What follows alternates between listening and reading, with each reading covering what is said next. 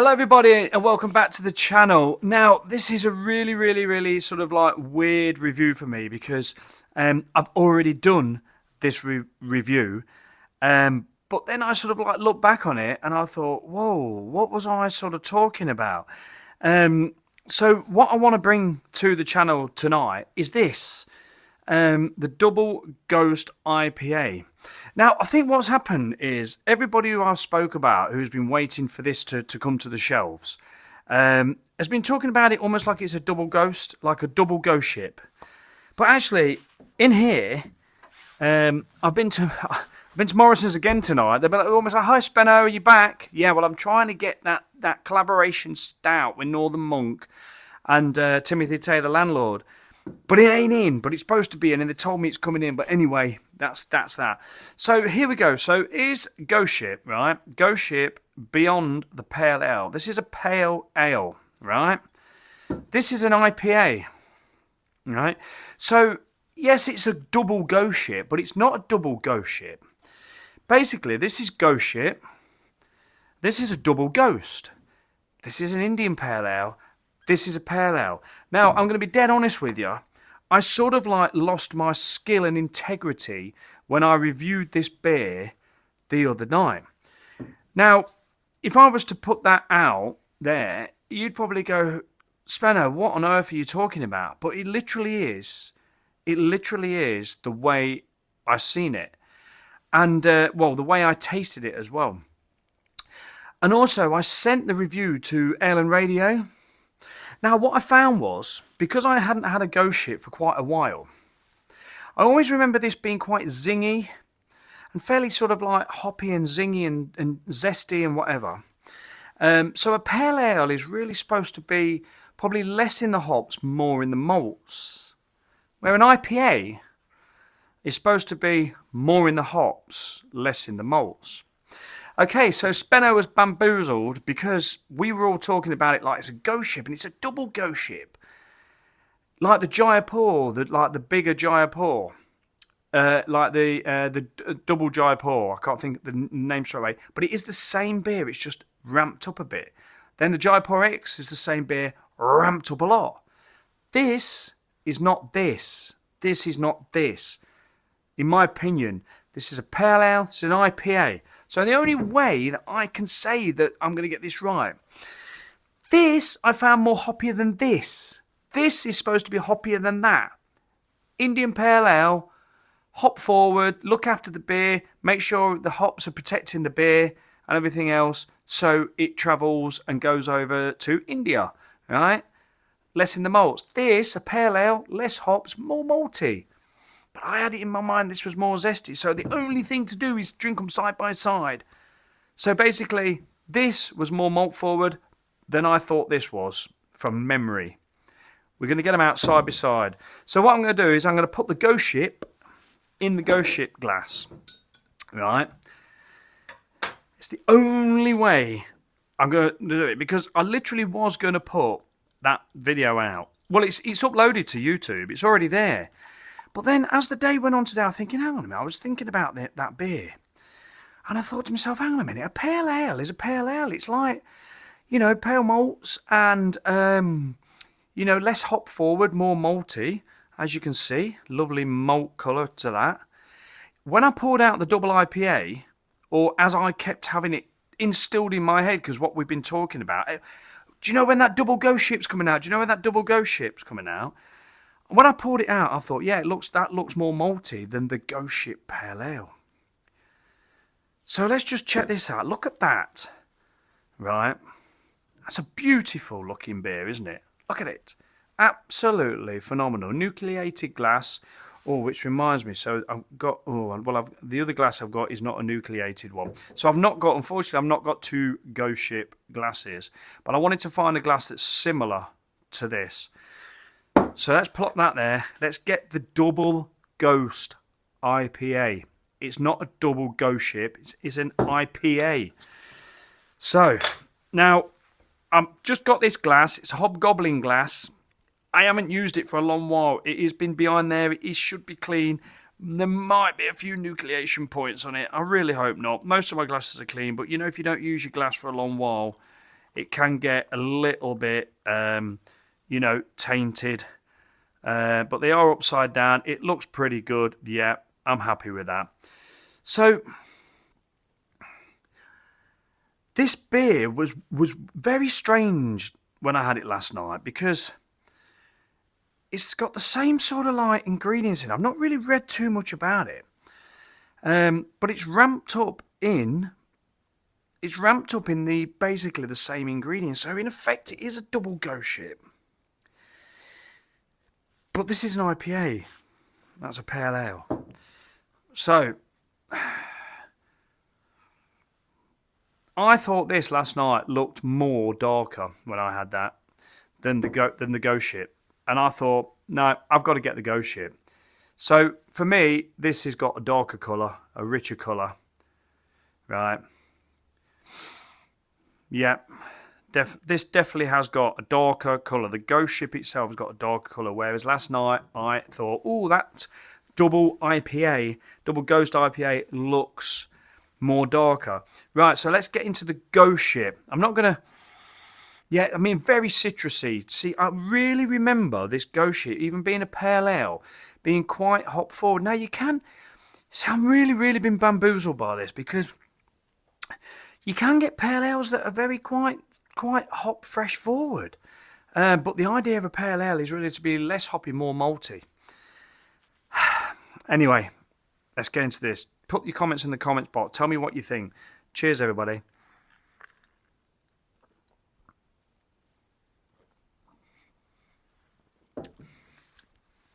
Yeah. Beautiful, zingy, but straight to the malts. I had it in my head that the ghost ship was really quite hoppy. Oh, do you know what? I forget how good that is. 4.5% ABV, ghost ship, classic, been out for absolutely years and years and years. You can find it just about anywhere. It's one of those beers that I think, like, we've got some friends coming round on Saturday, and I always worry about when our friends round, because once I start drinking 5, 6, 7, 8% beers, no, you know, the work I do is very physical, and if I don't get a good night's sleep, and I do tend to not be a very good sleeper, a bit of an overthinker, I can go bed, even if I think, oh, I'm doing the decking, where I've been doing the decking, I'll go bed and literally I'll be chundering around in my head what's going on. So I can't be having people around and drinking like big ABV beers. So I tend to get things like this, the old classic beers.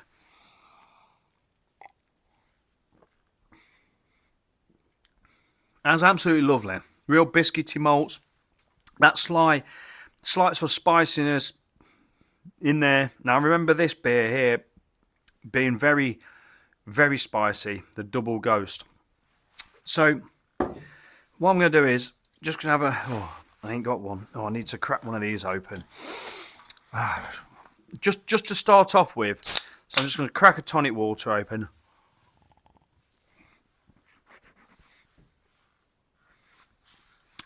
It sort of almost resets your mouth. So that now that's literally completely got rid of them malts. It's gone. Right. It's one of the reasons you have like a plain Indian tonic water in a gin, a nice gin, because you want to be able to taste the gin. That's why that chili gin that we got from Dexter and Jones here, this Ring of Fire, absolutely fantastic. Go on Dexter and Jones' website, have a look for that. Ring of Fire. That it's actually got a chili in it. It's amazing, right?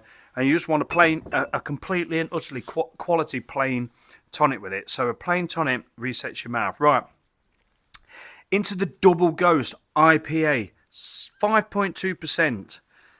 Not big, but it's an IPA. It's sort of the lower level of an IPA. IPA probably from 5 to about 7.5%, something like that. But yeah, anything above 5% is round about that, you know, is okay for an IPA. But it's right, it is very on the, for me, on the lower scale. But even so, it's over 5%. It's good. It looks God pleased with this glass, actually, because I've not used this hobgoblin glass for bloody ages, but I do take all my glasses up every now and then. That looks like it's got that living head. They've both got that living head. Really good traditional brewed beer. Almost like brewed under like a purity law. You know, they're not adjuncts and that. Anyway, cheers everybody.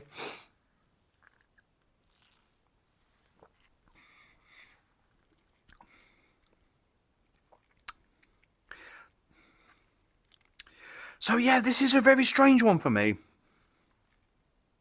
I'm getting quite a bit of spice.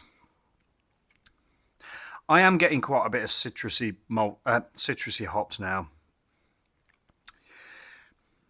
But it's still hitting me on a malty balance, on a maltiness. It's quite a malty IPA, that is.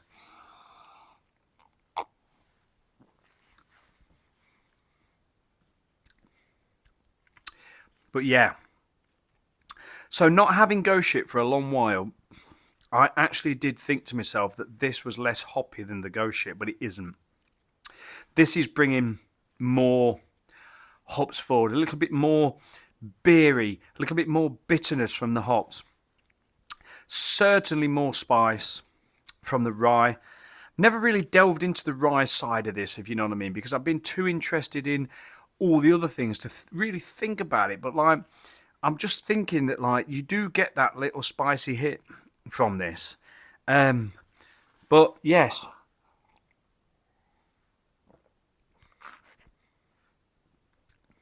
And also as well, I think I've done myself a favour here. Because you don't want an IPA to be too cold. That 6 to 8 degrees is good for an IPA.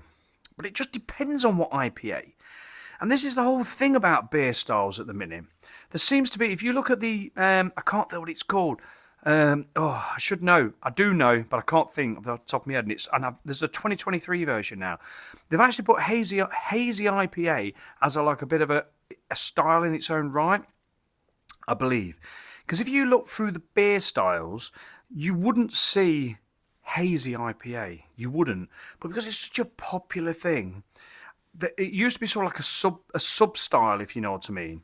And I've mentioned that within lagers. You know, you've got your lager, which is what a lager is, but then you've got so many sub styles of lager. You've got so many different styles of lager, but they're all recognised as a style of lager. You know, Doppelbock or Helles lager. You know, I mean, you've got even like California Common and things like that, Vienna lager.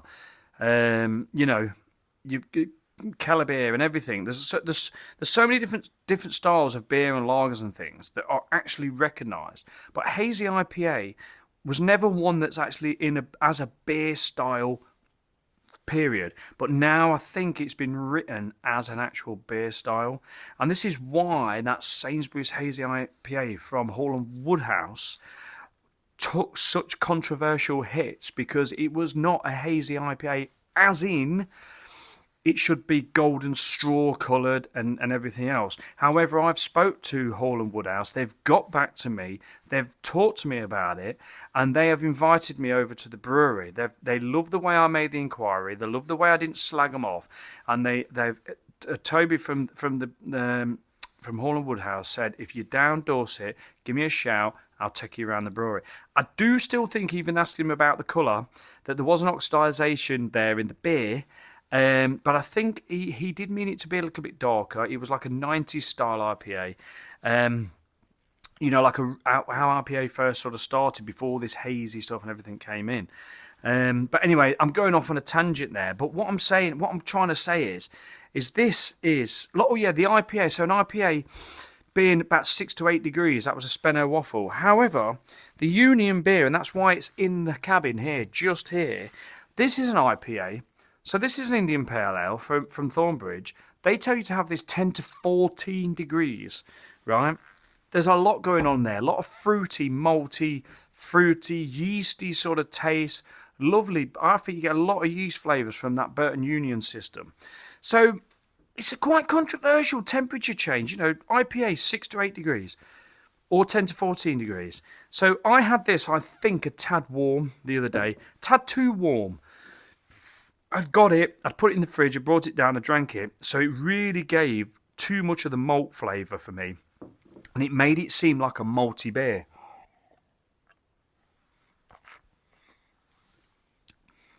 This has been in the fridge that really is round about that 6 degrees. And then I took it out about 10-15 minutes before I'm talking about it. This has got like a very nice citrusy zing to it, a lovely spiciness from it that you can either get from the hops. The hops are giving like a little bit of a bitter twang. The oils from the hops are there, giving that little bit slight bitterness at the back, but it's all about the sort of like the middle of the tongue at the back rather than the sides. So you're getting like a bit of a spicy type of twang there with a little bit of slight hop bitterness.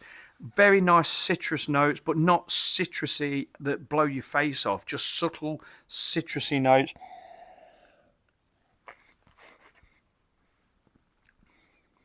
Sort of like orangey, zesty, lemon zesty sort of notes. Sort of typical Ghost Ship flavours, but a little bit more ramped up. So, but the malts, the biscuit malts are still there, but with it being colder now, it's taken the malt forwardness about it. So it's so important. I can't tell you how important breweries. I really, really wish that every single brewery would put a temperature on their beers that it should be drank at, because temperature is so important. Because I drank that beer a bit warm, and it was much more of a malty beer than it is now. And now I'm drinking it at the right temperature. It's doing what it should be doing. It is a 5.2% IPA. And when it says double ghost IPA, so what I think this is taking all the flavours from the Ghost Ship and ramping them up, but probably just making it a little bit more hop forward, give it a little bit more zing in the hops to call it an IPA rather than a pale. So instead of being double Ghost Ship pale, it's double Ghost IPA.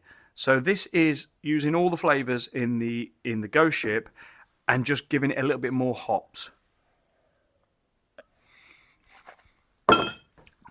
Right, I'm not palate cleansing now. I'm going back into this. So yeah, very, very nice. It's really good. It's a nice beer. It's a nice beer.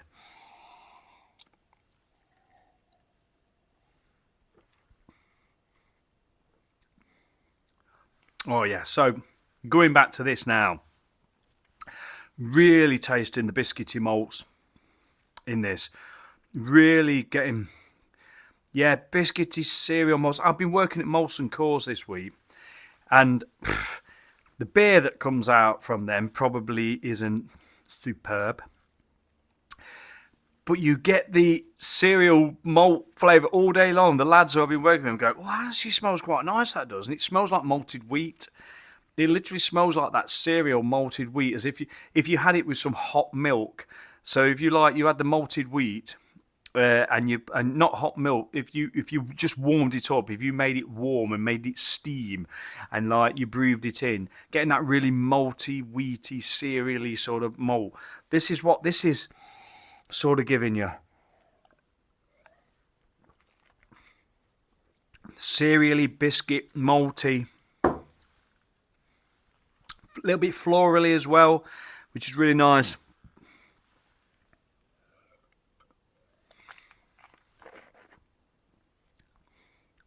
This is definitely more hop forward now.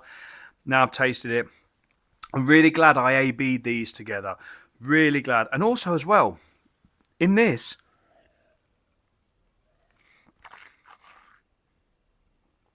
the carbonation level in that is quite subtle, quite nice.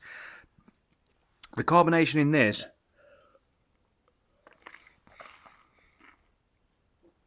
definitely a bit more fizzy. Definitely a bit more tingly on the tongue. But definitely like completely opposite to what I reviewed yesterday. I can't believe it.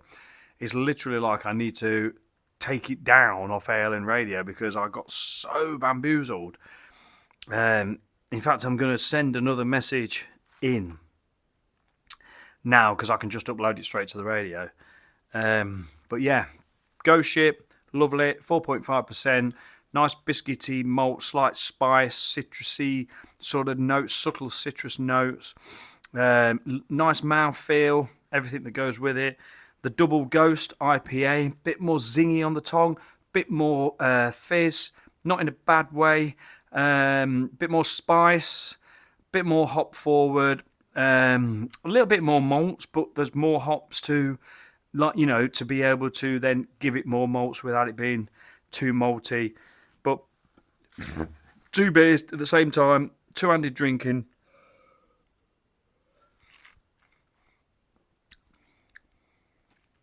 It's nice. I like that. It's nice. It is nice.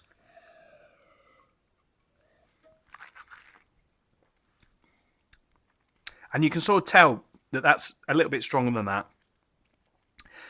You know, it's only 0.7, you know, I mean, 0.5% plus 2, isn't it? So it's a 0.7 to sort of like stronger in the ABV. Great head retention, look. Still got a good head on them both. Not losing the head, not losing the quality of the beer. The head's still protecting the beer. Still looking good. It's got that like real living type of head.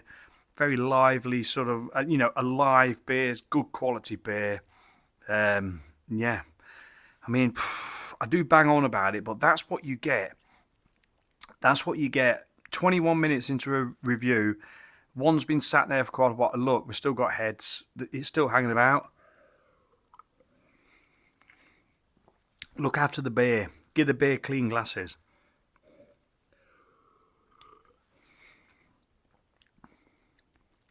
Yeah. Really big citrus notes in that once you've had a taste of that.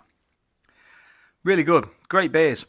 Absolutely great beers. So the Ghost Ship, firm classic. Lovely, lovely. And I like the new branding as well. And now if you know, see that there. So the new branding, when I seen this and they were advertising it, now I'm looking at that, all I can see is the ship. But when they were advertising it, I could see a person in the distance looking, like the hands were grabbing, like there was a person there. If you actually look at the artwork on their Instagram page, it looks like there is a person there with a hand grabbing. And yet it's not meant to be like that. It's meant to be a ship. So yeah, Ghost Ship, Beyond the Pale Ale, a fantastic classic, absolute banging beer from Adnams that's just been around for such a long while, and it's still an enjoyable, lovely, beautiful beer. And now the Double Ghost, another great, lovely label. You know, you talk about all the can art and everything else, but you know, the artists, these are all drawn in there. They're not, you know, they're not like sort of like, what is it? I live in Photoshop or whatever. It's not computer drawn, isn't it? It's like sort of proper hand drawn. 5.2% Double Ghost IPA, absolutely excellent, really lovely. Two very the same but very different beers, and yeah, glad I AB'd them to really get the difference and enjoy them both. Thank you very much for tuning in. I've been Speno, and you're never going to see the first one I did because you would never ever trust me as a beer reviewer ever again. So yeah, get yourself down to Morrison's where I got this. They're on the 4 for $7 at the minute, I think. And yeah, absolute bargain. Beautiful beers. Really good. Take care, everybody. Live, love, laugh, and keep watching Speno Waffle because, you know, I've got some really good reviews coming up. In fact, I'm doing one in a minute, but I can't wait to talk about. Please stick around and wait for me to talk about the new Northern Monk and Timothy Taylor collaboration. I've got a little bit of a yabber on that, a bit of a rant, a bit of a calm, kind rant on that. Right, take care, everybody. I'll see you on the next one. Cheers.